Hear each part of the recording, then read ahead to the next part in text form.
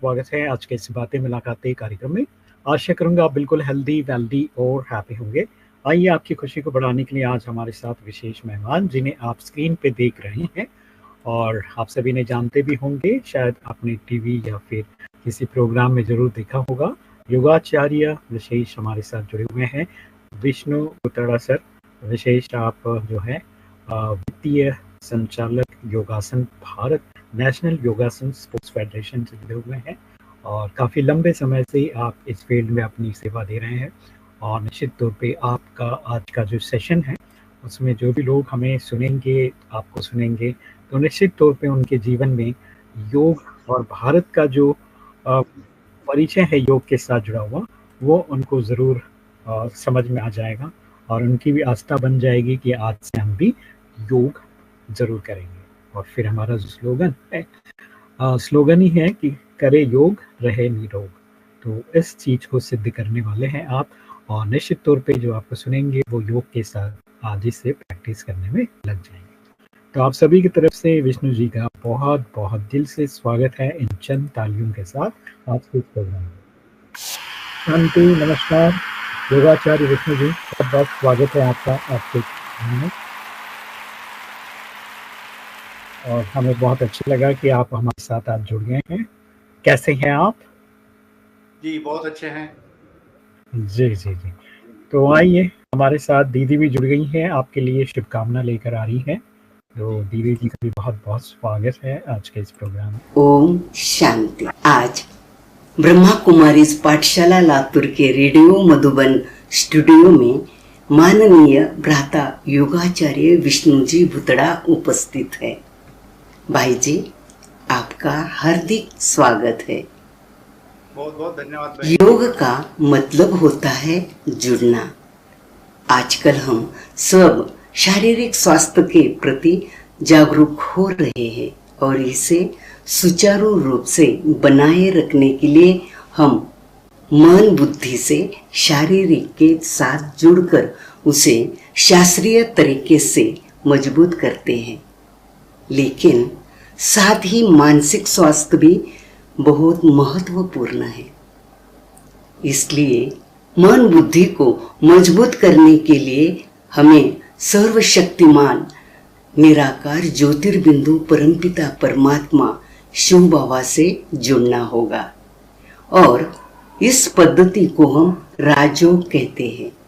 इससे हम healthy, wealthy और हैप्पी जीवन जी सकते हैं और ब्रह्मा कुमारी विश्व भर में करोड़ों भाई बहनों को योग सिखा रही है। तो आइए रेडियो मधुबन की बातें मुलाकातें कार्यक्रम के माध्यम से योग और राजयोग सीखें। आज हमारे साथ है माननीय भ्राता योगाचार्य विष्णुजी भुतड़ा, जिन्होंने 15 लाख से अधिक लोगों को देश विदेश में प्रत्यक्ष शारीरिक योग सिखाया।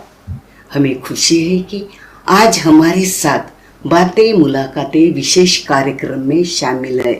तो भाई जी, आपका फिर से तहे दिल से स्वागत है। तो सुनते रहिए, मुस्कुराते रहिए। ओम शांति। बहुत बहुत धन्यवाद, शुक्रिया दीदी जी, बहुत ही प्यारी सी बातें आपने बताया। और विष्णु बुतड़ा सर का बहुत बहुत दिल से स्वागत है। चलिए, स्वागत की कड़ी में एक और कड़ी जोड़ देते हैं। कृति जी हमारे साथ उपस्थित हैं। मैं चाहूंगा कि सर का आप बड़े दिल से एक गीत के साथ स्वागत करें।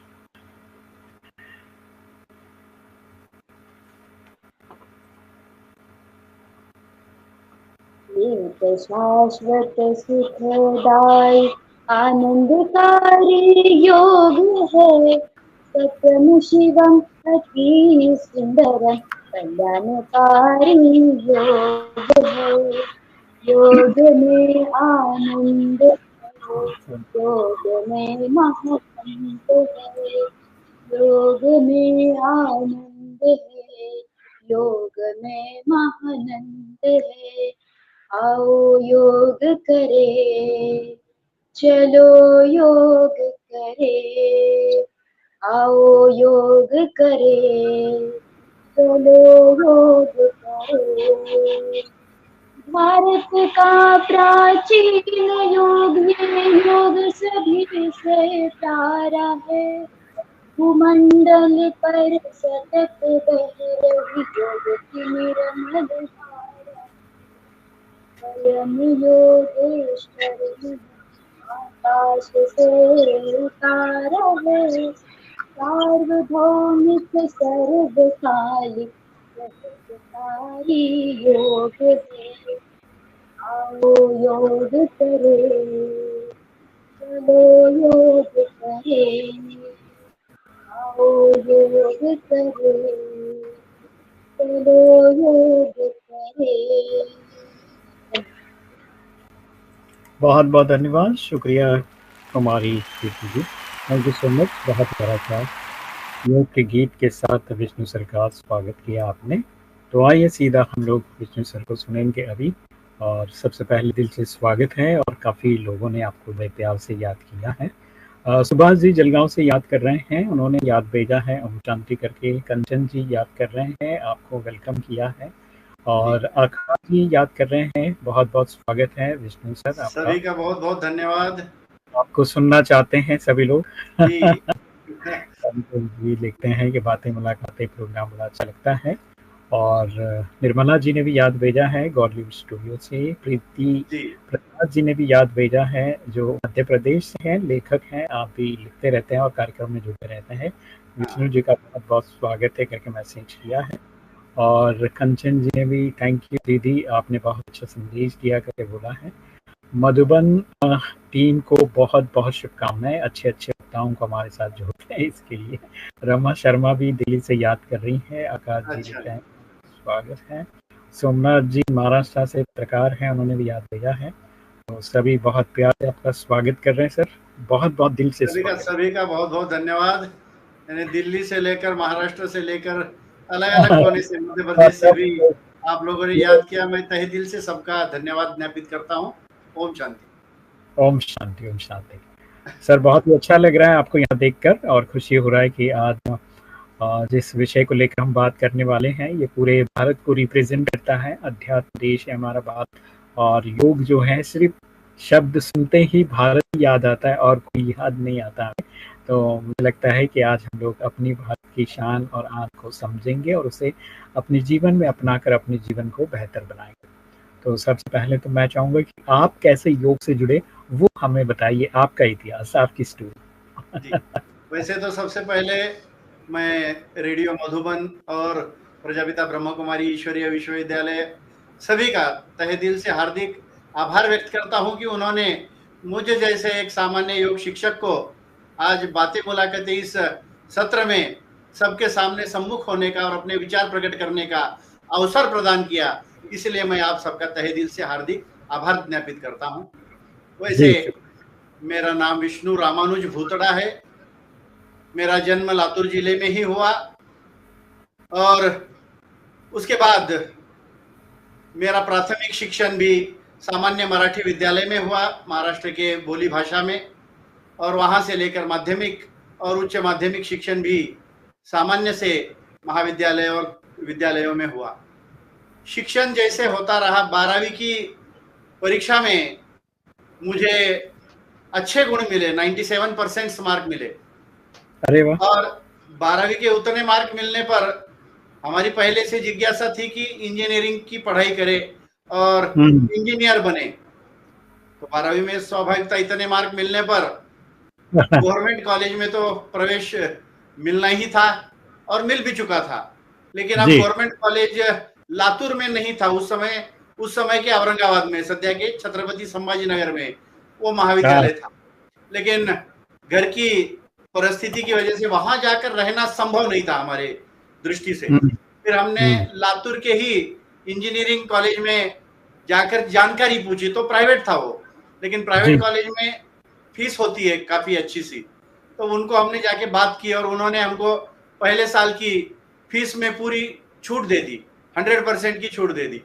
अरे हमने उनको रिक्वेस्ट की कि 1 साल से क्या, इंजीनियरिंग की पढ़ाई तो 4 साल की है, तो 4 साल की फीस में कंसेशन अगर हो गया तो फिर इंजीनियरिंग की पढ़ाई हमारी हो पाएगी। और उन्होंने अपनी ट्रस्टी से बात करके वहाँ के प्राचार्य महोदय ने मुझे 4 साल का 100% कंसेशन का अनुमति प्रदान कर दी और फिर हमारे पास एक खुशी की लहर छा गई। और फिर मैं 1988 से 1992 ये मेरे इंजीनियरिंग के 4 साल वैसे पढ़ाई करते करते मैं हर वर्ष हर सेमिस्टर में अपने क्लास में अपने वर्ग में फर्स्ट नंबर पर ही रहता था और आखिरी के फाइनल ईयर में भी मैं यूनिवर्सिटी का गोल्ड मेडलिस्ट हूँ, यूनिवर्सिटी टॉपर हूँ। इंजीनियरिंग मेरी बीई इलेक्ट्रॉनिक्स पूरी हो गई 92 में। अब इंजीनियरिंग पूरी होने के बाद भारत के अलग अलग जगह से उस समय इंजीनियरिंग को थोड़ा डिमांड भी था, नौकरी आने लगी पूना से मुंबई से, लेकिन घर वालों की इच्छा थी कि मैं नौकरी के लिए कहीं ना जाऊं और अपने व्यापार को यहीं पर थोड़ा सा बढ़ाऊं। तो फिर हम छोटे थे तब से छोटा छोटा व्यापार करते थे और वो व्यापार की आदत थी, तो छोटा छोटा व्यापार मैंने यहाँ पर मेरी उम्र की 8 साल से शुरू किया था। यानी पिताजी ने जब 1 रुपया मुझे दिया था तो मैं उस समय 10-10 पैसे के 10 पतंग लाया था और उनको 15 पैसे में 20 पैसे में बेचकर वो 1 रुपये का 2 रुपये बनाए थे और ऐसे करके उस व्यापार को बढ़ाया। जब मैंने 100 रुपए जमा कर लिए तो पिताजी ने फिर उसमें और 200 रुपए डालकर 300 रुपए के पतंग मुझे ला कर दिए थे और ये फिर पतंग का कारोबार बहुत अच्छा बढ़ा। और 1986 में लातूर में हमने पतंग की स्पर्धाएं भी आयोजित की ताकि लोगों का सस्ता शौक है, ये खेल में सबसे सस्ता है और लोगों ने भी इसको बहुत सराहा। तो वहां से ये विष्णु भूतड़ा पतंग वाला नाम से जाने लगा। तो वो एक क्षेत्र था। फिर अलग अलग क्षेत्र में फटाकों के क्षेत्र में भी मैंने काम किया कि दिवाली पर घर को आतिशबाजी करने के लिए फटाके लाए जाते थे। उसको पहले तो व्यापारी बुद्धि थी कि जितने के फटाके लाए हैं उतने बेचकर पैसे तैयार कर लेना और बचे हुए फटाके फिर यूज करना, उसको बजाना। तो ऐसे फटाकों का बिजनेस भी मैंने खूब वर्ष तक किया। आगे वो भी बहुत वृद्धि और समृद्धि पाया उस व्यापार में भी। वो करते करते 1986 में लातूर में परम पूज्य श्रद्धेय आचार्य स्वामी देवव्रत सरस्वती जी का आना हुआ, जो दिल्ली के फरीदाबाद में रहने वाले, और आचार्य देवव्रत सरस्वती जी लातूर में आकर योग सिखाने लगे। तो उनसे मैं जुड़ गया। 1986 की बात है ये, तो लगभग आज के 40 साल हो गए, 38 साल हो गए उस बात को। तो इतने वर्ष पहले मैं उनसे जुड़कर इस योग के साधना में लग गया, क्योंकि पहले बचपन से ही हमको कहा जाता था कि आप दंड बैठक करो, व्यायाम करो, शरीर अच्छा रहता है। तो वो पहले से हम करते थे।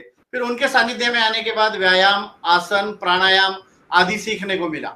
फिर उनके साथ जुड़ गए और लातूर में आर्ष योग प्रतिष्ठान नाम से एक संस्था है, उसके माध्यम से हम इस योग को आगे बढ़ाने लगे। तो ये इतिहास रहा 1986 से लेकर लगभग 2000, अभी भी वो चल रहा है। तो 2001 में परम पूज्य योग ऋषि स्वामी रामदेव जी महाराज की शिविर संस्कार चैनल पर आने लगे।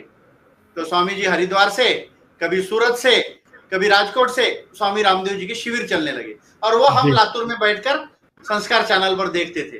फिर वहीं से प्रेरणा मिली हमको कि ये योग से जुड़ना चाहिए और आगे भी। तो परम पूज्य स्वामी जी ने जैसे ही आह्वान किया 2005 में कि जो योग शिक्षक बनना चाहता है और आगे पूरा जीवन निःशुल्क योग सिखाना चाहता है जीवन तहत, तो मेरे पास हरिद्वार में आए, मैं उनको योग शिक्षक बनाऊंगा। तो इस आह्वान पर हम 2005 में, पतंजलि नहीं था उस समय, हरिद्वार पहुंचे स्वामी रामदेव जी के पास। उन्होंने हरिद्वार के भूपतवाला चौक में अलग अलग भवनों में योग के शिविर कंडक्ट किए और हम जैसे पहले बैच में 1200 योग शिक्षक निर्माण किए। बहुत बढ़िया। तो वहां पर योग शिक्षक बनने का अवसर मिला और उसके बाद 2006 में जैसे ही समितियां बननी शुरू हो गई, वहां नाम मिला पतंजलि योग समिति और वहां से फिर उस कार्य में जुड़े। तो यही मेरे योग के कार्य का इतिहास है। पिछले लगभग 14 वर्ष, लगभग 2007 से लेकर 2021 तक पतंजलि के महाराष्ट्र प्रदेश प्रभारी रहने का सौभाग्य मुझे परम पूज्य योग ऋषि स्वामी रामदेव जी ने दिया। 14 वर्ष तक उस राज्य प्रभारी के दायित्व को निर्वहन किया और उसके बाद 2021 से लेकर आज तक योगासन भारत, जो पूर्व में नेशनल योगासन स्पोर्ट्स फेडरेशन, राष्ट्रीय योगासन खेल महासंघ नाम से जाना जाता है, उसका मैं वित्तीय संचालक के रूप में सेवा दे रहा हूं। अभी भी वो दायित्व निर्वहन कर रहा हूं। बस ये मेरा योग का एक अल्पसा परिचय। योग से कैसे जुड़े, आपने बहुत अच्छी तरह से अपनी कहानी बताया आशा करूँगा हमारे सभी श्रोताओं को भी अच्छा लग रहा है। आकाश जी ने बड़े प्यार से याद किया और विनीता शर्मा हैदराबाद से लिखते हैं, पटाखे और व्यापार और फिर सार्वजनिक रूप से लाभदायक है क्या, ये सवाल पूछा है। बिल्कुल लाभदायक नहीं है, लेकिन फिर भी हम जो कार व्यवसाय करते हैं वो हर जगह जो है चेंज होता रहता है समय के नहीं, फिर साथ। उसमें परिवर्तन आ गया। 2007 में परम पूज्य स्वामी रामदेव जी महाराज ने मुझे पतंजलि का चिकित्सालय खोलने की सलाह दी और उनके आशीर्वाद से मैंने पतंजलि का चिकित्सालय खोला, जिसका रूपांतरण आज पतंजलि मेगा स्टोर में हो गया है। और स्वामी रामदेव जी महाराज के आशीर्वाद से ही अभी मेरे पास पतंजलि के सुपर स्टॉकिस्ट का भी कार्य है। उस कार्य को भी मैं निर्वहन करता हूँ। पतंजलि का जो होलसेलर डीलर होता है वो काम मेरे पास है। और पटाखों का बिजनेस मैंने 2011 में ही उसको पूर्ण कर दिया, बंद कर दिया था। बहुत बहुत चलिए विनीता जी, आपको खुशी हो रही होगी कि समय के साथ साथ हम जो है जैसे जैसे हमारा ज्ञान और चीज़ें बढ़ जाती हैं, हम परिवर्तन देखते रहते हैं और परिवर्तन करते रहते हैं।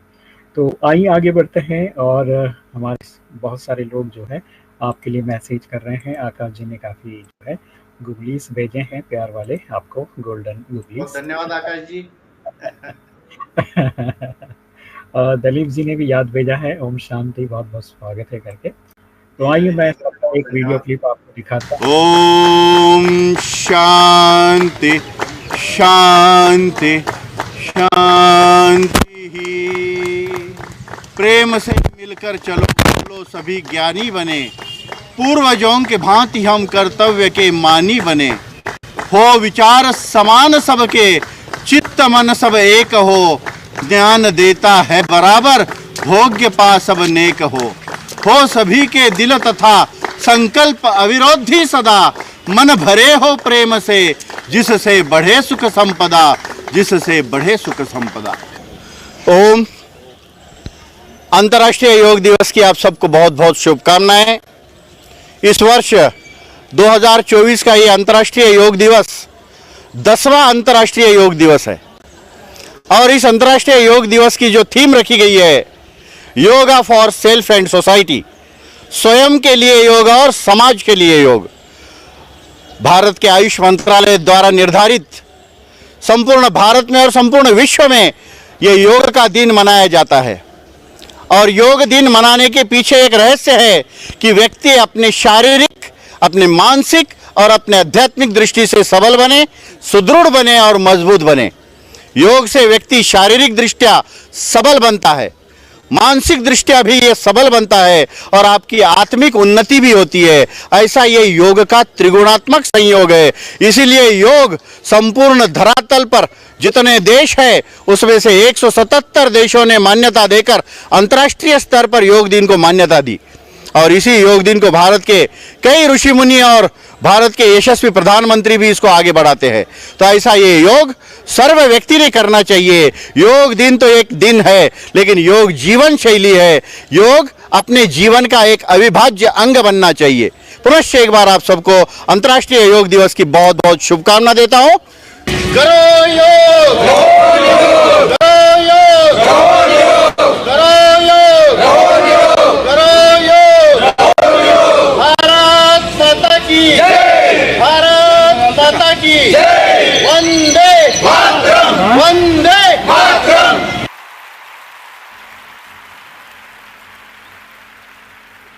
चलिए, बहुत बहुत धन्यवाद, शुक्रिया आपका। और आशा जी जो है जोधपुर से, राजस्थान से लिख रहे हैं, very nice effort, you are doing good job, God bless you करके मैसेज किया है। धन्यवाद बहुत आशा जी का।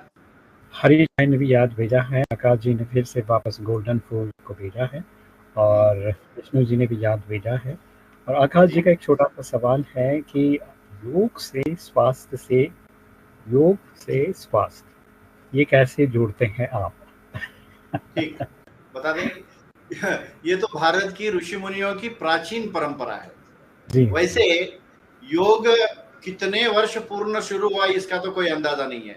कहा जाता है कि भगवान महादेव शंकर ने माता पार्वती को योग सिखाया था। भगवान श्री कृष्ण ने गीता के हर अध्याय में योग ही तो बताया है। प्रथम अध्याय में अर्जुन विषाद योग से लेकर आखिरी अध्याय में मोक्ष संन्यास योग तक, कर्म योग, भक्ति योग, ज्ञान योग, श्रद्धा त्रय विभाग योग, पुरुषोत्तम योग, विराट रूप दर्शन योग, ये सारा योग ही तो है। तो योग उस काल से चलता आया है और आगे भी चल रहा है। महर्षि पतंजलि ने ईस्वी सन पूर्व 2500 वर्ष उन्होंने इस योग को सूत्रबद्ध किया, योग को सूत्र में बांधा। योग चित्त वृत्ति निरोध, ये पहला सूत्र बताया। चित्त वृत्ति को बांधने का नाम योग है, चित्त वृत्ति को खिलवा कर रखने का नाम योग है, चित्त वृत्ति को नियंत्रण में लाने का नाम योग है। योग चित्त वृत्ति निरोध। अब ये चित्त वृत्ति क्या है? मन में उठने वाली तरंगे, मन में आने वाले विचार, मन में आने वाली लहरें, इसको चित्त की वृत्ति कहते हैं। और ये मन बड़ा चंचल है, अभी यहां है तो अभी सूरज पर चला जाएगा, अभी दिल्ली में चला जाएगा, अभी चांद पर चला जाएगा। ये मन बड़ा चंचल है, तो इस मन को बांधने की कला योग है। ये महर्षि पतंजलि ने अपने पहले ही सूत्र में बता दिया, ये योग चित्त वृत्ति निरोध। और योग का केवल यह नहीं, साइंटिफिकल विश्लेषण भी हुआ है, वैज्ञानिक दृष्टिकोण से भी यह सिद्ध हुआ है कि योग मानव जीवन के लिए है, पशुओं के लिए नहीं है। Yoga is for human beings, it is completely for human beings and yoga is not for the animals. तो मनुष्य जीवन के लिए योग उनके शारीरिक बल को बढ़ाता है। शरीर बल को बढ़ाना यानी शरीर के अंदर की व्याधियों को मिटाना ही है। साथ साथ शरीर बल से हजारों गुना बड़ा हमारा मानसिक बल है, हमारा मनोबल है, और उस मनोबल को भी बढ़ाने का काम योग ही करता है। तो योग के कई प्रकार, कुछ क्रिया योग है, यहाँ राजयोग है, फिर हठ योग भी है, कर्म योग भी है, ज्ञान योग भी है, भक्ति योग भी है, लय योग भी है। तो योग के बहुत सारे आयाम हैं। हम क्रिया योग की बात करते हैं तो क्रिया योग से शारीरिक बल अच्छा होता है। मेडिटेशन और ध्यान करेंगे तो उससे मन शांति मिलेगी, आत्मिक समाधान मिलेगा, स्ट्रेस लेवल पूरी तरह से डाउन आता है। योग करने वाले का स्ट्रेस लेवल अगर देखा जाए तो सबसे नीचे आता है। दुनिया में एक बात कही जाती है, stress is main and root cause of all the disease in the world. तनाव ही सारी समस्याओं का मूल और मुख्य कारण है। ये दुनिया की कोई भी समस्या हो तनाव से ही पैदा होती है। आपके अंदर तनाव आ गया शरीर में तो ब्लड प्रेशर बढ़ेगा, ब्लड प्रेशर बढ़ गया दूसरी बीमारियां लगेगी, एक के साथ दूसरे सैकड़ों बीमारियां का चक्कर चालू हो जाता है, सैकड़ों बीमारियां अपने अंदर आने लगती है। तो ये हुई शारीरिक बात। दूसरा, घर में भी अगर स्ट्रेस है तो घर में भी पारिवारिक कलह पैदा हो जाता है, और समाज में भी अगर कलह है तो समाज में भी ये शांति भंग हो जाती है। तनाव जहां बढ़ता है वहां शांति भंग होती है। और विश्व में भी अगर कहीं अशांति है तो वो स्ट्रेस ही पैदा कर रही है, उसके वजह से विश्व में अशांति है। और योग is the ultimate solution for all the problems in the world. एक वाक्य में सारा कुछ आता है। योग दुनिया की समस्त समस्याओं का मुख्य समाधान है। तो चाहे वो शारीरिक समस्या हो, चाहे वो पारिवारिक समस्या हो या वैश्विक समस्या हो, सबका समाधान योग है। दुनिया में अगर सब लोग योग करने लगेंगे तो विश्व में शांति आ जाएगी। योग फॉर पीस एंड हार्मनी। तो दुनिया के लोग योग करने लग जाए तो सारे दुनिया में शांति और सौहार्द का वातावरण बन जाएगा। योग फॉर पीस एंड हार्मनी, ये भी एक बार योग दिन का थीम रखा गया था। योग दिन का एक हर साल अलग थीम रखते हैं। कभी बच्चों के लिए योग का थीम रखा था, कभी महिलाओं के लिए, कभी कुटुंब के लिए, कभी वसुधैव कुटुंबकम के लिए। तो अलग अलग थीम रखा है। इस साल का थीम है योग फॉर सेल्फ एंड योग फॉर सोसाइटी। स्वयं के लिए योग और समाज के लिए योग। तो ये इस साल का थीम। जी आचार्य विष्णु जी, बहुत ही अच्छी बात है आपने बताया। और मुझे लगता है कि हमारे बहुत सारे कुछ प्रश्न भी आए हैं, और प्रश्नों में एक और प्रश्न है। आशा जी यहाँ पर लिखती हैं कि मन को सही दिशा दिखाता है योग। शुक्रिया भाई जी करके मैसेज किया है। और विनीत जी लिखते हैं, मन में अगर लगन, मन में आसन लगाना योग है क्या? ये नहीं है जी। तो वैसे तो महर्षि पतंजलि ने 4 खंड में योग को विभाजित किया है। पहला खंड आता है समाधि पाद, दूसरा खंड आता है साधन पाद, तीसरा खंड आता है विभूति पाद, और चौथे खंड में उन्होंने कैवल्य पाद की बात की है। यानी महर्षि पतंजलि ने समाधि से योग की शुरुआत की है और कैवल्य की प्राप्ति की ओर उन्होंने इस योग को ले गया है। तो इस 4 खंड के योग में 195 सूत्र है, 195 पूरे सूत्रास है उसमें। उसमें अथः योगानुशासन से लेकर योगश्चित्त वृत्ति निरोध से लेकर ये 195 सूत्र है, और उसके भीतर 8 सूत्र अष्टांग योग के हैं। इस 195 के अंदर 8 सूत्र है जिसको अष्टांग योग कहा जाता है। अब ये अष्टांग योग अगर जो समझेगा उसको ये सारे प्रश्न के उत्तर मिल जाएंगे। अष्टांग योग क्या है? यम, नियम, आसन, प्राणायाम, प्रत्याहार, धारणा, ध्यान, समाधि, ये अष्टांग है योग के। 8 अंग इसमें। यम जिसका पालन हम अगर करने लगेंगे तो समाज में स्वस्थता बनेगी। यम का पालन जो करेगा उससे लाभ समाज को होगा। उसमें अहिंसा, सत्य, अस्तेय, ब्रह्मचर्य और अपरिग्रह ऐसी बातें आती है। यम में नियम खुद के लिए पालन करने की चीज है, नियम स्वतः के लिए। शौच, संतोष, तपस, स्वाध्याय और ईश्वर प्रणिधानानि नियम ऐसे कहा गया है। तो नियम खुद के लिए। पहला नियम है शौच यानी स्वच्छता, शरीर की आंतरिक शुद्धि, शरीर की बाहरी शुद्धि, घर की शुद्धि, गली मोहल्ले की शुद्धि और पूरे देश की स्वच्छता, ऐसा पहला नियम बताया गया है शौच। तो हम तन की शुद्धि तो स्नान करके कर लेते हैं, मन की शुद्धि का क्या? तो मन की शुद्धि होगी ध्यान से, मन की शुद्धि होगी प्राणायाम से, मन की शुद्धि होगी योग से। तो ये हो गया पहला मार्ग शौच। दूसरा है संतोष। ये बहुत बड़ी बात है। संतोष जिसका अर्थ यही है कि ऊपर वाले ने, ब्रह्म ने जैसे हमको रखा है, परमपिता ने जैसे रखा है, उसमें समाधान मानना, यह संतोष भाव।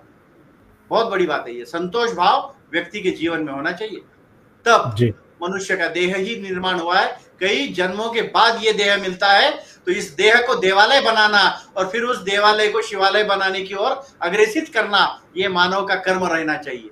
तो तप में रहना, मनुष्य का देह मिला है, ये उस ईश्वर की सबसे बड़ी सौगात है, सबसे बड़ी गिफ्ट। मैं कहता हूं कि आपको मानव चोला मिला, बस उसको संजोए रखने के लिए योग सबसे आवश्यक है।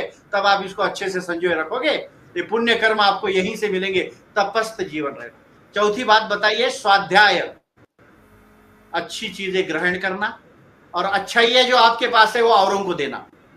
यानी दुनिया में जितनी अच्छी बातें हैं वो ग्रहण करना, इसको कहते हैं ज्ञानार्जन। ज्ञान का अर्जन करना, अच्छी चीजें सीखना, और जो आपके पास अच्छा है वो औरों को देना, इसको कहते हैं ज्ञान उपार्जन। ज्ञान का उपार्जन भी करना है, तो ये स्वाध्याय में आता है। मनन करना, चिंतन करना, और चिंतन के अंदर यही करना कि जो हमने कार्य करते हैं, किया है, अगर वो अच्छा है उसको बार बार रिपीट करना, और जो गलती हमने कर दी है, कहीं गलत काम हो जाता है, मनुष्य का शरीर है तो गलती हो गई, तो उस गलती को दोबारा रिपीट नहीं करना, बस ये स्वाध्याय सिखाता है आपको। शौच, संतोष, तपस, स्वाध्याय, और अंत में ईश्वर प्रणिधान, प्रभु के शरण चले जाना, वो है नियम। ये 5 नियम बताए गए हैं। उसके बाद आता है नंबर आसन का। स्थिर सुखम आसनम, अलग अलग पोज लेकर उसमें स्थिर हो जाना, उसको आसन कहा गया है। तो यहाँ चित्र में भी बताए गए हैं, वृक्षासन है, नटराज आसन है, उष्ट्रासन है, अलग अलग आसन आपको बताए जाते हैं। उसकी पोज लेकर उसमें कुछ देर तक बने रहना, वो आसन है। और उस आसन के बाद नंबर आता है प्राणायाम का, जो श्वास और प्रश्वास, इसके गति का विच्छेद, ये प्राणायाम है। बस इससे सारी समस्याओं का समाधान मिलेगा आपको। इसमें जुड़ तो जाइए, 4 दिन करिए। अब तो इंस्टेंट रिजल्ट ओरिएंटेड योग हम सिखा रहे हैं, हमारे अभी का पावर योग, इंस्टेंट रिजल्ट ओरिएंटेड योग भी आपको जल्दी से सिखा देगी। तो ये बिल्कुल बिल्कुल जी। आकाश जी यहाँ पर लिख रहे हैं, क्या बात है, मन को बांधता है, मनुष्य के लिए है, लेकिन जानवरों के नाम आसनों को दिया है क्यों? हाँ, नाम दिए जानबूझकर है। पूरे पृथ्वी तल पर जितने भी पशु है, जितने भी पक्षी है, जितने भी जलचर, थलचर, नभचर है, इन सभी पशु पक्षियों के और कीट पतंगों के नाम पर आसन रखे गए हैं कि उनके जैसी कृति आपको करना है, तब जाकर आप अपने शरीर को वैसे मजबूत बना पाओगे। आप बटरफ्लाई करोगे तो बटरफ्लाई के जैसे, तितली के जैसे हल्के हो जाओगे। आप भुजंग आसन करोगे तो सर्प जैसे मुड़ता है वैसे आपकी रीढ़ की हड्डी कहीं भी घूमने लगेगी, फिर वो आगे का पेन नहीं होगा आपको। आपकी जो यहाँ पर रीढ़ की हड्डी में 33 मणके होते हैं, वहां दर्द नहीं होगा। तो ये भुजंग आसन आपको सिखाता है। ऊंट के नाम पर उष्ट्रासन है, हाथी के नाम पर गजासन है, श्वान के नाम पर श्वानासन है, और बिल्ली के नाम पर मार्जरासन है। हर प्राणी के, हर पशु के नाम पर आसन है, और वो करने से व्यक्ति उसके जैसा फुर्तीला बन जाता है। ये बंदर के नाम पर मरकटासन भी है, मरकटासन करने से आपको वैसी पूर्ति मिलती है। तो हर प्राणी के नाम पर आसन है। बिल्कुल, जी बिल्कुल। चलिए आकाश जी, बहुत ही सुंदर प्रश्न आपने पूछा, मुझे भी बड़ा अच्छा लगा सुनकर और हमारे सभी दर्शकों को भी और श्रोताओं को भी अच्छा लगा। आकाश जी लिखते हैं, बहुत सुंदर जो है इन्फॉर्मेशन मिल रहा है आपसे और जी। हरिबाबू काका याद कर रहे हैं, ओम करके लिखते भेज रहे हैं, ओम ओम ओम करके। जी, ओम, धन्यवाद। और वाह! अच्छी इन्फॉर्मेशन दी आपने करके मैसेज किया है, विष्णु जी बहुत बढ़िया करके ऐसे पता है ना, इतने कीट पतंग पशु पक्षी 84 जी, लाख प्रकार के आसन बताए हैं। 84 बिल्कुल। लाख टाइप्स ऑफ आसन, कितने हो गए ये? 84 लैक्स माना जो रोज एक-एक आसन कर सकते हैं आप, जब तक कहाँ जिंदा रोज तब तक शुरू 100 भी ना होगा। करेंगे तो तुम जीवन में पूरे नहीं कर पाओगे। अच्छा, आज का जो हमारा टाइटल है उस पे थोड़ा-सा बताइए, योगिक साइंस जो है वो जी हमें कैसे फ्रीडम देता है सभी चीज़ों से, फिजिकल एलिमेंट से, वो थोड़ा-सा बताएँ? जी, ठीक। तो योग का एक पूरा विज्ञान है, इसी को जी। योग शास्त्र कहा गया है। भारत के 4 वेद है। हुँ, भारत ने निर्माण किए हुए 4 वेद, हम शुरू से बात करते हैं। इन जी, वेदों को लिखने वाले 4 ऋषि हैं, महर्षि बिल्कुल। आदित्य, महर्षि अंगिरा, महर्षि अग्नि और महर्षि पवन। इन हुँ, 4 ऋषियों ने 4 वेद लिखे, ऋग्वेद, यजुर्वेद, सामवेद और अथर्ववेद। ये भारत के मूल 4 वेद है। इनके उपवेद भी है। फिर उसके बाद 6 शास्त्र के नाम आते हैं और 6 शास्त्र को लिखने वाले 6 ऋषि मुनि हैं, महर्षि हुँ, गौतम, कणादि, महर्षि जैमिनी, महर्षि पाणिनि और महर्षि पतंजलि। तो ये ऋषियों ने 6 शास्त्र लिखे। उसमें वैशेषिक है, दर्शन है, न्याय शास्त्र है, सांख्य शास्त्र है, योग शास्त्र है और दर्शन शास्त्र है। तो ऐसे शास्त्रों को लिखने वाले ऋषि मुनि थे। तो इसमें से महर्षि पतंजलि ने योग शास्त्र लिखा, जो 6 शास्त्र में 1 नंबर पर। तो योग हुँ, शास्त्र भी अपने 6 शास्त्र में एक प्रमुख शास्त्र है और इस योग शास्त्र को आज भी कई ऋषि मुनि इसको आगे बढ़ाने का काम कर रहे हैं और उसी का आधार लेकर, इसी योग शास्त्र को पकड़कर ही ये शास्त्र आगे बढ़ रहा है। और योग शास्त्र ये पूरी तरह से साइंटिफिक है। हमारे ऋषि मुनि ये डॉक्टर और साइंटिस्ट से कम नहीं है। ऋषि मुनियों ने वेदों में जो ऋचाएं लिखी है, तो वेद की एक एक ऋचाएं साइंस है, वेद का एक एक श्लोक विज्ञान है और उसी वेद योग के एक एक वेद का श्लोक पर संपूर्ण योग दर्शन लिखा गया। और वेद का वो एक सूत्र है, अवात वाही भेषजम विवात वाही यद्रुपः त्वम ही विश्व भेषजो देवानाम दूत ईयसे। बस उस एक श्लोक पर संपूर्ण योग दर्शन आधारित है। अवात वाही भेषजम, ये संपूर्ण वायुमंडल ये भेषज है, यानी औषध है। ये आवातवाही भेषजम, भेषज शब्द का अर्थ है औषध, दवाई। आवातवाही भेषजम विवातवाही यद्रुप त्वम ही विश्व भेषजो देवानाम दूत ये से। इस पर एक वाक्य मैं और 1 मिनट के लिए लेना चाहता हूं कि ये प्राण सबसे बड़ा औषध है। प्राण से बढ़कर दुनिया में कोई औषधि नहीं है। सबसे बड़ी औषधि प्राण है और वो प्राण है, इसीलिए ये जगत चल रहा है, दुनिया चल रही है। वो प्राण न होता तो मेघ न गरजता, जल न बरसता, बीज न उग पाता और दाता हम पर दया करना। वो प्राण है, इसीलिए मेघ गरजता है, जल बरसता है और बीज उगता है उस प्राण की बदौलत। इसीलिए उस प्राण को माता कहा गया है, प्राण को पिता कहा गया है, प्राण को बंधु कहा गया है, प्राण को सखा कहा गया है, प्राण को गुरु कहा गया है, प्राण को आचार्य कहा गया है, प्राण को ब्राह्मण कहा गया है, प्राण को अग्नि कहा गया है, प्राण को जमदग्नि कहा गया है और प्राण को औषधि कहा गया है, प्राण को अश्विनी कुमार कहा गया है। तो प्राण की तो बहुत महिमा अपरंपार है। प्राण माता है, जन्म देती है माता। माता तो निमित्त मात्र है, जन्म उस प्राण की बदौलत हो रहा है। अगर वो प्राण न है तो बालक मृत पैदा होगा। वो प्राण बालक का जन्म देने का बहुत बड़ा काम करता है, तब प्राण माता बन जाता है, प्राण पिता बनता है। बालक का पालन पोषण और संगोपन, बालक छोटे से बड़ा कैसे होता है, तो वो उस प्राण की बदौलत, वो प्राण ही संगोपन कर रहा है, तब वो बालक बड़ा होता है। उस समय वो प्राण पिता की भूमिका निभाता है। पिता निमित्त मात्र है, प्राण पालन पोषण कर रहा है। प्राण बंधु और सखा बनकर जीवन भर आपका साथ निभाता है। प्राण गुरु बनकर आपको ज्ञान देता है। प्राण आचार्य बनकर विद्वत्ता भर देता है आपके अंदर। प्राण ब्राह्मण बनकर आपको जीवन जीने की राह दिखाता है, उस पथ पर चलने के लिए आपको प्रेरित करता है, तब वो प्राण ब्राह्मण बनता है। प्राण आचार्य बनकर आपके अंदर पूरी विद्वत्ता भर रहा है। प्राण आपके शरीर में औषधि बनकर पूरा जीवन रूपांतरित कर रहा है। ये बाहर दिखने में प्राण वायु है, एक ऑक्सीजन है, लेकिन शरीर में जब वो प्रवेश करता है तो वो 10 प्राणों में रूपांतरित हो जाता है। 5 मुख्य प्राण हैं, 5 उप प्राण हैं, उसके बारे में मैं विस्तार से आपको थोड़ी समय के बाद बताऊंगा। तो प्राण अग्नि है, आपके अंदर की कई प्रकार की अग्नियों को प्रज्वलित करने की ताकत उस प्राण में है। प्राण जमदग्नि है। जमदग्नि ये भगवान परशुराम के पिताजी का नाम है। तो प्राण को जमदग्नि की संज्ञा दी गई और प्राण को अश्विनी कुमार की भी संज्ञा दी गई। ब्रह्मा जी के पुत्र का नाम अश्विनी कुमार, और उस अश्विनी कुमार को ऐसा वरदान कि जिसे भी स्पर्श कर ले उसकी व्याधियां हर ले, उसकी व्याधियां मिटा दे, समाप्त कर दे, ऐसा अश्विनी कुमार को वरदान है और प्राण अश्विनी कुमार बन के सामने आ रहा है। तो ऐसा ये योग पूरी तरह से विज्ञान पर आधारित है। मैं आपको इसका और स्पष्टीकरण कुछ समय में दूंगा। जी जी, आकाश जी ने याद किया है, बड़े प्यार से आपने बहुत ही अच्छी जो महत्वपूर्ण बातें हैं प्राण के बारे में बता रहे हैं। धन्यवाद, शुक्रिया। निर्मला चौधरी जी याद कर रही हैं, ओम शांति के पूजा है। तो आइए, मैं कि आप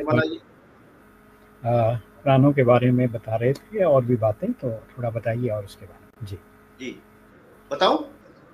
जी हाँ, तो प्राण के बारे में ही मैं कह रहा था कि प्राण सब कुछ है। जब वो प्राण धरती में आ रहा है तभी इस धरती से 6 रस निकल रहे हैं। धरती तो एक है, लेकिन धरती से 6 रस निकलते हैं।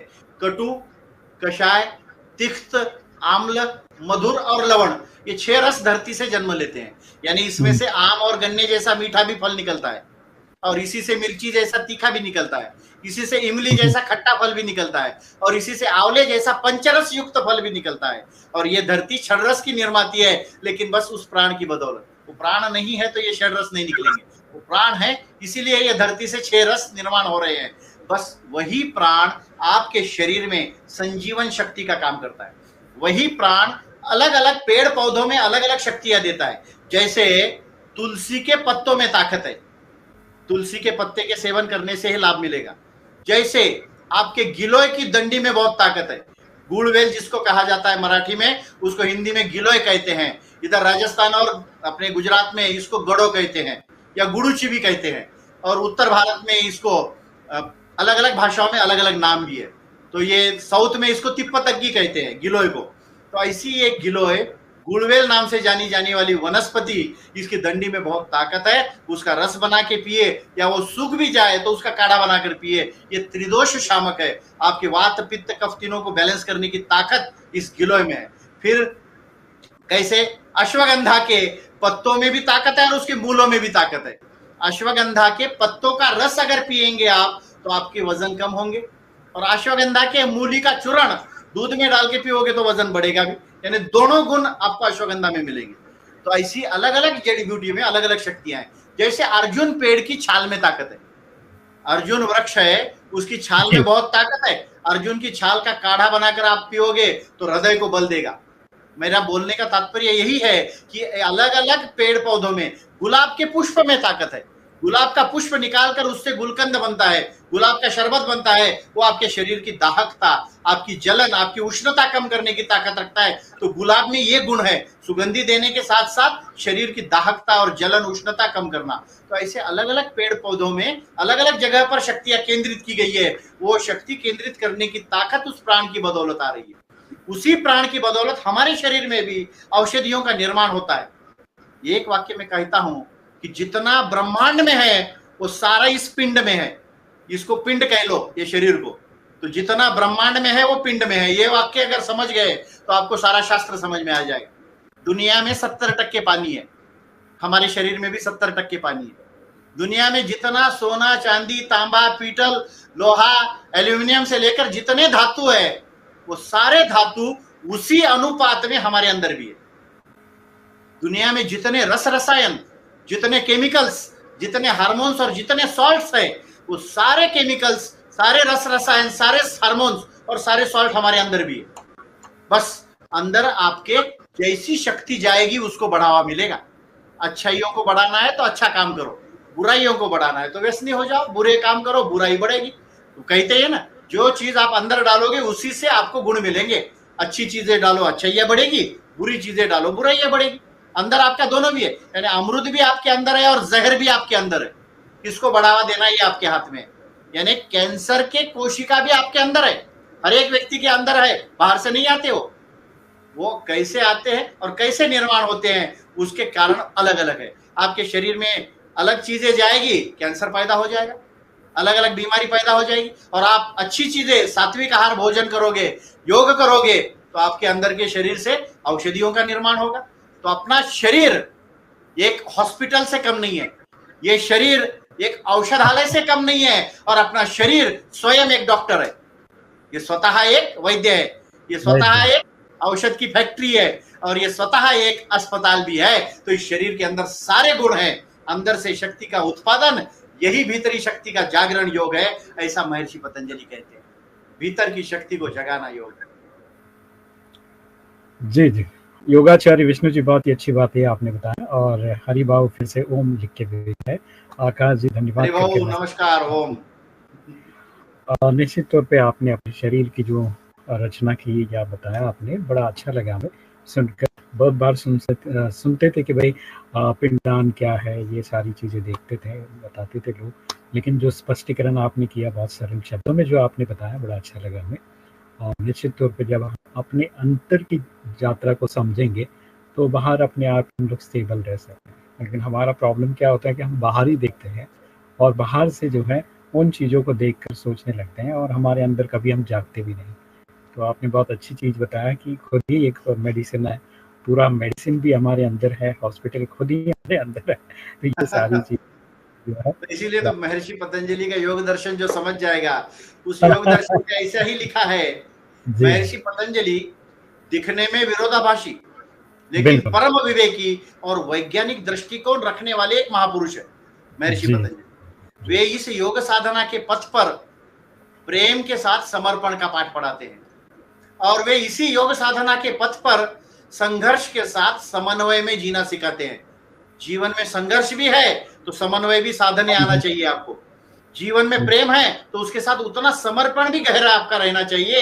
ये दोनों बातें, प्रेम के साथ समर्पण और संघर्ष के साथ समन्वय में जीना, वही सिखाते हैं। वही महर्षि पतंजलि आपको अपने भीतर झांकने को कहते हैं। वे कहते हैं वेद, शास्त्र, ज्ञान, भगवान, आनंद और शांति के केंद्र बिंदु आप स्वतः हो। बाहर के शास्त्रों से भ्रमित होना छोड़ो, भीतर के शास्त्र को पहचानो। भीतर आपकी शांति बैठी है, केंद्र आप अंदर है। आनंद आपको अंदर से मिलेगा, बाहर दुनिया में खोजने से नहीं मिलेगा। शांति आपको भीतर से प्राप्त होगी, बाहर ढूंढने से नहीं मिलेगी। आपको सब कुछ आपके अंदर है। वेद आपके अंदर से निकलते हैं, ज्ञान आपके भीतर है, भगवान आपके अंदर है। तो बाहर के शास्त्र से भ्रमित होना छोड़ो और अंदर के शास्त्र को पहचानो। ऐसा महर्षि पतंजलि का योग। और महर्षि पतंजलि तो उसको आगे ले जाकर कहते हैं, वे पुनर्जन्म और पूर्व जन्म, इन दोनों की रहस्यमय बातों की परतों को खोलते हैं। वे आकाश गमन और परकाया प्रवेश की बातों को भी बताते हैं। इतना गहरा ये योग का शास्त्र है महर्षि पतंजलि। ये कहां से कहां ले जाने वाले हैं। जितना इसके गहराई में आप डूबोगे उतना आगे बढ़ोगे। महर्षि पतंजलि आगे कहते हैं, सतु दीर्घ काल नैरंतर्य सत्कारा सेवितो दृढ़ भूमि। आपको दीर्घ काल तक, लंबे समय तक यात्रा करनी पड़ेगी, तब जाकर आप अपने लक्ष्य को प्राप्त कर पाओगे। ये महर्षि पतंजलि का कहना है। सतु दीर्घ काल नैरंतर्य सत्कारा सेवितो दृढ़ भूमि। लंबे समय तक की साधना करनी पड़ेगी, रोज साधना करनी पड़ेगी, कई वर्षों की साधना करनी पड़ेगी, तब जाकर आप अपने लक्ष्य को प्राप्त करोगे। लेकिन इतना कहकर वो रुकते नहीं है, वो आगे तुरंत कहते हैं, तीव्र संवेगना मासन्न ईश्वर प्रणिधानात् द्वाम। ये आगे क्या कहते हैं वो, कि केवल समय लगाकर चलने वाला नहीं है, केवल समय लगाकर चलने वाला नहीं है, आपको उसकी गहराई में डूबना है। आप कितनी गहरी डुबकी लगाते हो इसके अंदर, आपका समर्पण कितना गहरा है और आपका संकल्प कितना मजबूत है। ये दो शब्द बहुत अच्छे कहते हो। आपका समर्पण कितना गहरा है उस चीज को प्राप्त करने का, और आपका संकल्प कितना गहरा है। ये दो चीजों पर आप अपने लक्ष्य को प्राप्त कर सकते हैं। बस ये महर्षि पतंजलि का योग शास्त्र आपको बाहर के शास्त्रों से अलग करके आपको भीतर जाने के लिए प्रेरित करते हैं। बस वही है। मैं अब यहाँ से आगे आता हूँ। हमने यम नियम की बात कही थी, आसन प्राणायाम भी आपको थोड़ा सा बताया मैंने। अब प्राणायाम की निरंतरता, प्राणायाम की जब निरंतरता से साधना करोगे तो व्यक्ति आगे प्रत्याहार में जाएगा। प्राणायाम की निरंतरता से व्यक्ति प्रत्याहार में जाता है। अब ये प्रत्याहार क्या है? स्व विषया संप्रयोगे चित्तस्य स्वरूपानुकार इवेन्द्रियाणाम प्रत्याहार। ये प्रत्याहार की व्याख्या होगी। स्वविषया संप्रयोगी चित्तस्य स्वरूपानुकार इवेन्द्रियाणाम प्रत्याहार, यानी अगर आसान कहना है तो जितेंद्रियता ही प्रत्याहार है। सारे विषयों से दूर हटकर सारे इंद्रियों को मन के वश में कर देना, मन के काबू में ले आना, ये प्रत्याहार कहा गया है। तो जितेंद्रियता ही प्रत्याहार है। बस इंद्रियों पर विजय मिलने के बाद प्रत्याहार की साधना जब निरंतर चलेगी तो व्यक्ति आगे धारणा में कदम रखेगा। ये स्टेप बाय स्टेप है। धारणा क्या है? देशबंध चित्तस्य धारणा, शरीर के भीतर किसी एक केंद्र पर चित्त को ठहराने आना, वो धारणा है। चाहे वो आज्ञा चक्र हो, चाहे वो सहस्त्रार चक्र हो, चाहे विशुद्धि चक्र हो या मूलाधार चक्र हो, किसी एक जगह पर केंद्रित करके आपको अगर रुकने आ गया उस स्थिति में, वो धारणा कहलाती है। और फिर धारणा की निरंतरता व्यक्ति को ध्यान में आगे बढ़ाती है। यहां आता है असली मेडिटेशन का नंबर। इतनी साधना करनी पड़ेगी तब ध्यान पे आओगे आप। और ये ध्यान क्या है? तत्र प्रत्यय एक तानता ध्यानम, उसी धारण किए हुए चित्त का एक तार चलना ध्यान है। बस ये ध्यान की साधना है। मेडिटेशन वही है। उसमें आपका श्वास इतना सूक्ष्म हो जाता है कि नाक के सामने पतली रुई कपास भी पकड़ ले तो वो हिलेगी नहीं। तो ये इतनी सूक्ष्म श्वास की प्रक्रिया चलती है, उसी को ध्यान कहा गया है। और फिर ध्यान की निरंतरता व्यक्ति को समाधि की ओर आगे बढ़ाती है। ये समाधि क्या है? तदैवार्थ मात्र निर्भासम स्वरूप शून्य में व समाधि, मेरे स्वरूप का शून्य में विलीन हो जाना, मैं नहीं रहना, आत्मा का परमात्मा से मिलन हो जाना, वो है समाधि की अवस्था। अज्ञानी को ज्ञान प्राप्त हो जाना समाधि अवस्था है। अंधेरे से उजाले की ओर आगे बढ़ना ये योग का रास्ता है। जड़ शरीर से चेतन की यात्रा करना योग है। स्थूल शरीर से सूक्ष्मता की ओर बढ़ना, यह स्थूल शरीर है, कारण शरीर, इससे आपको सूक्ष्मता की ओर बढ़ना, ये योग है। तो ऐसा बहुआयामी योग व्यक्ति ने अपने जीवन में उतारना ही चाहिए। सुभाष जी फिर से याद कर रहे हैं, ओम शांति करके मैसेज किया है। ओम शांति जी। हरि भाव गुड छान यस करके अलग अलग भाषा में आपको तवज्जो दे रहे हैं। जी जी। अगर यहाँ पर हमने धन्यवाद। अच्छी बातें जो है निश्चित तौर पे हमें जब समाधि की अवस्था में हम लोग पहुंच जाते हैं तो वहाँ पर मुझे लगता है कि हमें सब कुछ प्राप्त हो जाता है, फिर कुछ पाने की इच्छा नहीं रहती। अच्छा, शवासन फिर समाधि में क्या अंतर है? थोड़ा सा अंतर है या बहुत अंतर है? वो थोड़ा सा बहुत अंतर। शवासन ये एक साधना योगिक क्रिया है, ये आसनों में आ जाता है। शवासन एक आसनों में आता है और उससे आप आगे बढ़कर योग निद्रा भी प्राप्त कर सकते हैं। शवासन में अगर बहुत अच्छी साधना हो गई तो आप 20 मिनट से आधे घंटे के शवासन में 4 घंटे की नींद पूरी कर सकते हैं। यह शवासन का लाभ हो गया। लेकिन समाधि की अवस्था तो पूरी अलग है। समाधि पूरा विषय अलग है। ये तो अपने आसन में आ गया। ये तीसरे नंबर पर है अष्टांग योग के यम नियम आसन, या आसन पे आ गए आप अभी।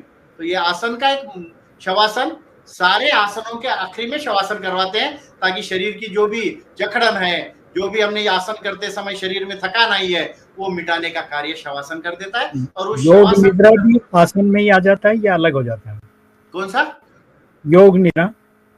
योग निद्रा बस वो शवासन की साथ साथ होती है ना। फिर योग निद्रा शवासन में ही योग निद्रा करवाते हैं। और उस योग निद्रा से व्यक्ति ऐसी तंद्रा में चला जाता है कि आधे घंटे के योग निद्रा से आपको 4 घंटे के 5 घंटे की जो नींद होती है उसका पूर्ण आराम मिल जाता है। लेकिन शवासन में नींद नहीं लेना, नींद ले लिए तो फिर उसका लाभ नहीं मिलेगा।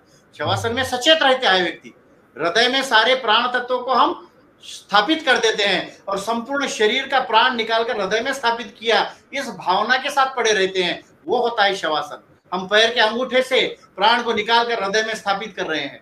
हम हाथ के उंगलियों से श्वास प्राण निकालकर हृदय में स्थापित कर रहे हैं। हम मस्तिष्क के प्राण निकालकर हृदय में स्थापित कर रहे हैं। इस भावना के साथ शवासन होता है। तो शवासन में नींद नहीं ली जाती। तो कुछ लोग गलत करते हैं, शवासन में सो जाते हैं, फिर उनको हिला के उठाना पड़ता है। तो वो शवासन का लाभ नहीं है। तो वो कैसे पता चलेगा कि व्यक्ति जैसे थर्ड पर्सन के जब शवासन के बाद हम देखते हैं ना, इंस्ट्रक्शंस दे देते हैं, भाई अब उठकर बैठ जाओ, तो 2-3 लोग सोए वाले मिलते हैं हमको अपने शिविरों में। फिर उनको हिला के उठाना पड़ता है, तब पता चल जाता है कि वो तो गहरी नींद में चला गया। चलिए, बहुत अच्छी बात आपने बताया। और अंजू पारासर जी ने भी याद भेजा है, मनीषा पटेल ने भी याद भेजा है गुजरात से।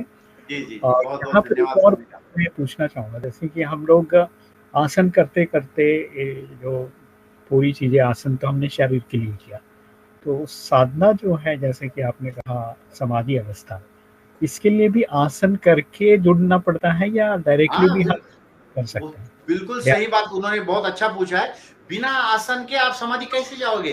पहले हुँ, यम यम की पालना होनी है। अहिंसा, सत्य, अस्तेय, ब्रह्मचर्य, अपरिग्रह, इसका पालन जी। करेंगे तो आगे नियम में बढ़ोगे। हुँ, शौच, संतोष, तप, स्वाध्याय, ईश्वर प्रणिधान है। ये यम नियम होने के बाद आसन है, और उस आसन की व्याख्या है स्थिरम सुखम आसनम। लंबे समय तक एक स्थिति में बहुत समय बैठ जाना, यही है आसन। फिर वो आसन के बाद प्राणायाम है। तस्मीन सती, श्वास हुँ, प्रश्वास और गति विच्छेद प्राणायाम। तस्मीन सती यानी आसन हुँ, के सिद्धि के पश्चात श्वास और प्रश्वास की गति का जो विच्छेद है, श्वास और प्रश्वास की गति को जो रोकते हैं, तोड़ते हैं, अलग अलग आकार देते हैं, उसको प्राणायाम कहा गया है। और ऐसे प्राणायाम के 400 से ज्यादा प्रकार है। हम प्राणायाम के परम पूज्य स्वामी रामदेव जी महाराज के माध्यम से शिविरों में 8 मुख्य प्राणायाम और 6 पूरक प्राणायाम ही सिखाते हैं, जैसे हुँ, भस्त्रिका, कपालभाति, बाह्य प्राणायाम, उज्जयी प्राणायाम, अनुलोम विलोम, भ्रामरी, उद्गीत और प्रणव, ये मुख्य 8, और उसके बाद 6 पूरक प्राणायाम, जैसे हुँ, शीतली प्राणायाम, शीतकारी प्राणायाम, चंद्रभेदी प्राणायाम, सूर्यभेदी प्राणायाम, नाड़ी शोधन प्राणायाम और कर्ण पीड़ांतक प्राणायाम, ये 6 पूरक प्राणायाम कभी कभी सिखाते हैं। तो ये इतने ही प्राणायाम पर अभी अटके हैं। प्राणायाम 400 है, लेकिन ये प्राणायाम श्वास प्रश्वास को रोकने की, तोड़ने की और उसको अलग आकार देने की विधा है।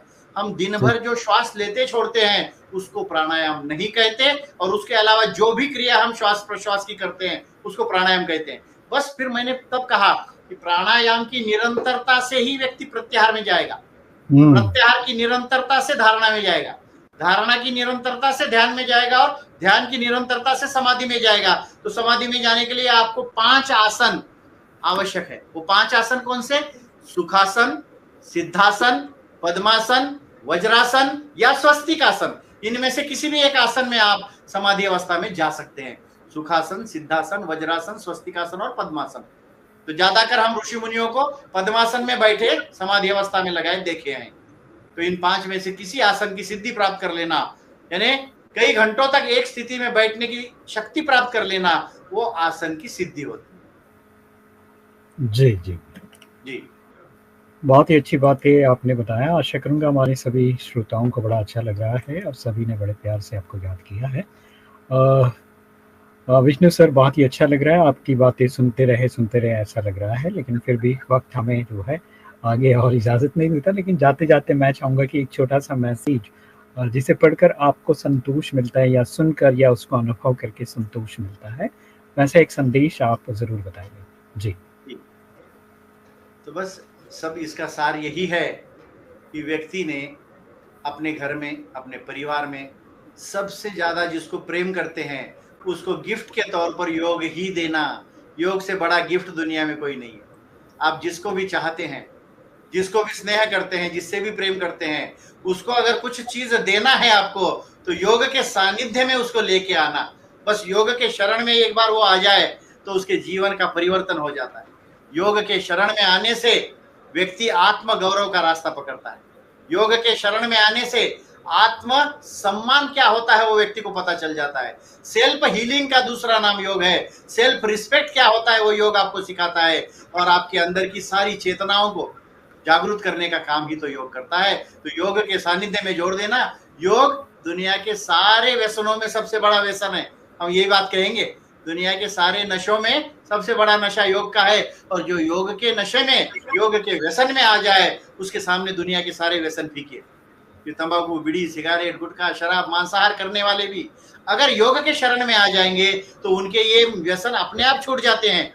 और यहां तक कि अगली बात मैं कहता हूं कि जो जी। आत्महत्या करने की सोचता है, अगर वो व्यक्ति योग की साधना में जुड़ जाए तो वो आत्म गौरव और आत्म वैभव का रास्ता पकड़ लेगा। इससे बड़ी क्या बात क्या हो सकती है? तो आत्महत्या करने वाला भी व्यक्ति अपना रास्ता बदलकर आत्म गौरव के पथ को प्राप्त करेगा। ऐसा ये संदेश मैं सबको देना चाहता हूं। आप सब लोग जो भी मेरा यह संदेश के माध्यम से सराहना की, मैं सबका हृदयपूर्वक हार्दिक अभिनंदन करता हूं। यहाँ पर प्रजापिता ब्रह्म कुमारी ईश्वरीय विश्वविद्यालय, यहाँ पर प्रजापिता ब्रह्म कुमारी की पाठशाला, इसके माध्यम से हम आदरणीय किशोर भाई ब्रह्म कुमार और उनके सब टीम के साथ पिछले 10 वर्ष से अंतर्राष्ट्रीय योग दिवस मनाते आ रहे हैं। इस वर्ष ये 10वां अंतर्राष्ट्रीय योग दिवस है। और लातूर में सारे योग संस्थान को हम जोड़ते हैं। योग का नाम ही है जोड़ना। युज धातु से निर्माण हुआ ये शब्द जोड़ना ही कहलाता है। हम अलग अलग 20 से 21 योग संस्थान को जोड़कर यहाँ भव्य ऐसा योग शिविर, जहाँ पर 15 से 20 हजार की संख्या में साधक उपस्थित रहते हैं, जहाँ जिला का पूरा प्रशासन, माननीय जिलाधिकारी महोदय से लेकर एसपी से लेकर यहाँ के सांसद विधायक सारे उस मंच पर आकर अपनी योग का प्रेरणा संदेश देते हैं। इतना बड़ा योग का कार्यक्रम लातूर में होता है, इस सब के पीछे योग साधना ही है। आप सबका मैं पुनः एक बार हार्दिक हार्दिक धन्यवाद ज्ञापित करते हुए यहीं पर मैं रुकता हूँ। ओम शांति। ओम शांति। विष्णु सर, बहुत बहुत धन्यवाद, शुक्रिया आपका। और सभी ने बड़े प्यार से आपको याद भेजा है, बहुत अच्छा करके। कंचन जी ने याद भेजा है, मनीषा पटेल ने भी याद भेजा है, आकाश जी ने भी बहुत सारे नमस्कार भेजे हैं, सोमनाथ जी ने भी याद भेजा है, मनीषा पटेल ने भी भेजा है, और मनीष पुरोहित जी भी आ गए हैं यहाँ पर, उन्होंने भी ओम शांति गुड करके मैसेज भेजा है। बहुत ही अच्छा लगा उन्हें। सभी का बहुत धन्यवाद। सभी को बहुत बहुत शुभकामनाएं और मंगल कामनाएं करते हैं। चलिए मित्रों, आज हमारा ये प्रोग्राम का जो मेन उद्देश्य है कि भारत की जो परंपरा है, भारत की जो शान है, भारत का जो गौरव है, अगर आप भारत से प्यार करते हैं तो आज ही योग करना सीखिए। योग करते रहेंगे तो आप भारत की शान बढ़ाते जाएंगे और अपनी भी जो है जीवन को बेहतर बनाते जाएंगे। अगर योग से आप योग नहीं है तो फिर सीधा सीधा है वियोग, और वियोग मना दुख, योग मना सुख। तो अभी चॉइस आपके पास है कि आपको सुख में रहना है, योग में रहना है, या वियोग में रहकर दुख पाना है। चॉइस हमेशा आपके पास है। आप जिस चीज़ को चुनते हैं वो आपके जीवन को बनाता है। तो योग चुनिए, आपका जीवन सुखमय हो जाएगा। जैसे अभी विष्णु सर ने बहुत अच्छी तरह से बहुत सुंदर एग्जाम्पल देख के शास्त्रों का और योग महर्षि पतंजलि का पूरा जो है सार आपको सुनाया है। और ये मक्खन, ये अमृत आप अपने जीवन में अपनाएं। जब आप प्रैक्टिस करेंगे तो इसका लाभ आपको मिलेगा, आपका जीवन अमृतमय बनेगा, आपका जीवन अंधकार से रोशनी की ओर बढ़ता जाएगा और आपकी रोशनी दूसरों को अंधकार से मुक्त करेगा। इन्हीं शुभ आशाओं के साथ आप सभी को फिर से एक बार ढेर सारी शुभकामनाएं, मंगल कामनाएं करते हैं। विष्णु सर को फिर से एक बार ढेरों ढेरों शुभकामनाएं, मंगल कामनाएं, और आप सभी को फिर से एक बार योग करें। और रमेश भाई का भी बहुत बहुत धन्यवाद देते हैं कि उन्होंने भी आज मेरे कार्यक्रम में मेरा साथ दिया, मुझे बहुत सराहा, और सभी दर्शकों का भी मैं पुनः एक बार हार्दिक धन्यवाद देता हूँ। ओम शांति। ओम शांति। चलिए मित्रों, फिर मिलते हैं। सलाम, नमस्ते, खमा गणसा। जय हिंद, जय भारत, ओम शांति। जीवन के हर पहलू पर होती है बातें, हर वर्ग के हर लोगों से होती मुलाकातें, सबके मन को भाती है बातें मुलाकातें, बातें मुलाकातें, बातें